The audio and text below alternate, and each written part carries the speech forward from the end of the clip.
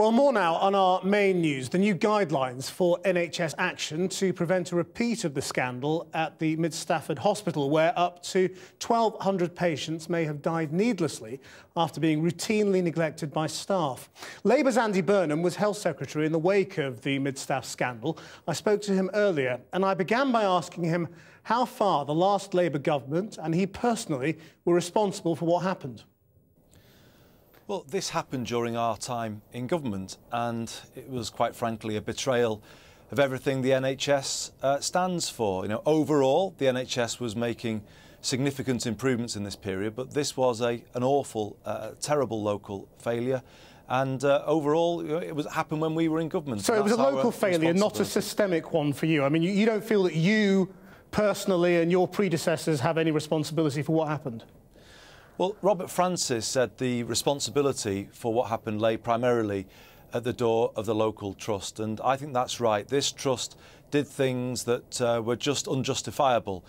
It cut staffing to dangerously low levels. It started to hold meetings in private rather than public when it got foundation trust status. You know, this was a trust which went off the rails, and you know, obviously you look back and say, could it have been spotted sooner? And obviously the Francis report looked at that in detail. It was spotted, and obviously then changes have come about as a result. But are you not sorry that your department, when you were in charge of it as well, did not take the complaints of patients directly to the department more seriously? I mean, over 5 years, there were more than 60 complaints directly to the Department of Health, calling for independent public inquiries, and you didn't respond to them.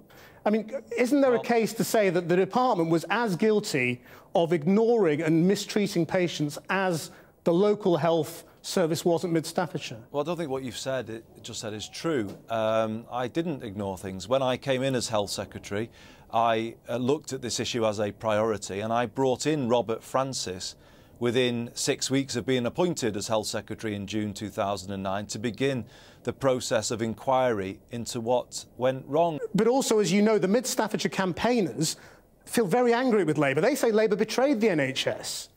You know, the key figures, you know, say that people died in their hundreds on your watch, and that you cannot claim to be the party that looked after the NHS, the party in whose hands the NHS was safe. I just don't think as a result. Well, as I said, you know, the lowest ever waiting list, the highest ever patient satisfaction. I mean, that isn't, you know, and hundreds of people dead. That just can't be. The two things happened at the same time, didn't they? That can't be wiped, just kind of minimised and wiped away. But I don't say that this was an appalling failing, and that's why we faced up to it, and I brought in Robert Francis. You know, the NHS isn't perfect. Things do go wrong in the NHS. In this case, they went wrong on a spectacular scale. It was a terrible failing, and that's why we've been right to set up a process of inquiry that began under the last government and has now concluded under this. And the question I ask today is, at the end of this 3-year public inquiry that the government set up, why has it not accepted key recommendations of the Francis report?